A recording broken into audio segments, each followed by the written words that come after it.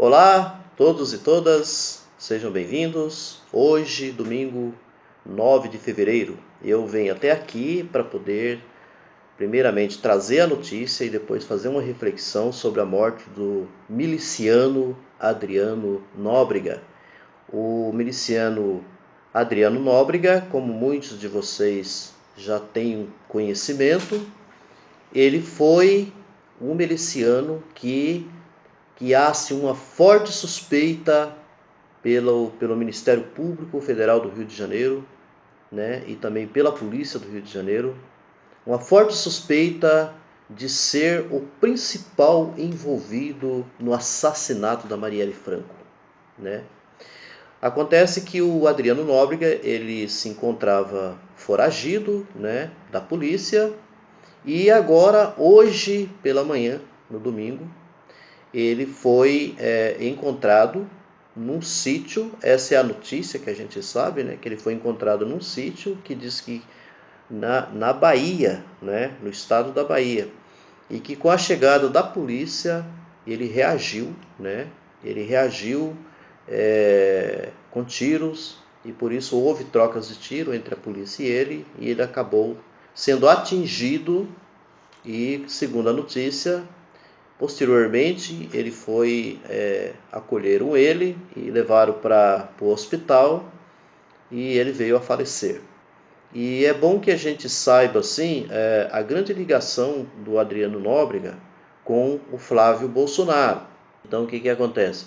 O Adriano Nóbrega, recordando, né, um pouco do seu passado, ele foi aquele que foi condecorado, recebeu uma medalha de honra, né, pelo Flávio Bolsonaro, lá quando ele comandava, por exemplo, o BOPE, né, no Rio de Janeiro. Então ele foi condecorado, né, por Flávio Bolsonaro. Aqui a gente já começa a perceber a forte relação, por exemplo, do Flávio Bolsonaro com esse miliciano, o Adriano. Uma outra situação também é assim: membros, por exemplo, da família do Adriano fizeram parte, foram assessores do Flávio Bolsonaro, lá na Alerj, né? E segundo também as notícias, diz que foi por indicação do Queiroz. O Queiroz que fez essa indicação para que a família, né, membros da família do Adriano fosse contratado lá para poder trabalhar como assessor do Flávio Bolsonaro. Então veja só, mais uma notícia em que a gente percebe assim essa ligação entre Flávio Bolsonaro e o Adriano. E aí depois tem esse caso que já estava aí, já estava assim em notícias, né? Também era caso de investigação das chamadas rachadinhas, né? Em que tanto o Adriano quanto o Queiroz também faziam parte, por exemplo, dessas rachadinhas, lavagem de dinheiro e tudo mais, que mais uma vez envolvia o Flávio Bolsonaro. Então, não há dúvida dessa relação, dessa forte relação entre Flávio Bolsonaro e o Adriano. Agora, a pergunta que não quer calar é o seguinte: o que aconteceu no caso desse assassinato, né, do Adriano? Foi queima de arquivo? O que foi isso? Foi simplesmente um caso de polícia? Foi assim uma obra do acaso?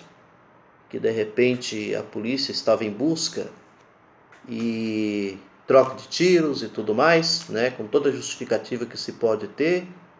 Então aconteceu que de repente não teve como o rapaz atiraram nele e ele morreu. Isso é um caso a ser investigado, né? Mas a questão que fica-se muito no ar sobre queima de arquivo, essa suspeita de uma queima de arquivo é muito forte. E dá para levar a gente a pensar nisso, né? Por tudo isso que eu tenho colocado aqui para vocês e por tudo que vocês já sabem desse envolvimento do Adriano, tanto com o Queiroz, tanto com o Flávio Bolsonaro, e enfim, não só com o Flávio Bolsonaro, mas com a família Bolsonaro em si, né?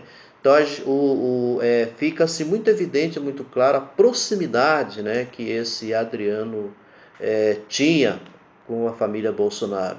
Então por que não que de repente alguém da família possa estar mesmo assim envolvido com a morte da Marielle Franco? No caso de ter contratado, por exemplo, o Adriano para poder ter matado, assassinado a Marielle Franco. Isso é apenas assim um questionamento que a gente faz, uma reflexão que a gente levanta, fortes suspeitas, né, de tudo isso, e de repente, assim, nesse momento em que está havendo assim uma investigação, uma boa investigação por parte do Ministério Público Federal do Rio de Janeiro e também a Polícia Civil do Rio de Janeiro, acontece exatamente nesse momento a morte desse rapaz. Então é muito estranho, né? Não deixa de ser estranho. Não estou negando a possibilidade de repente isso ter acontecido por acaso, né?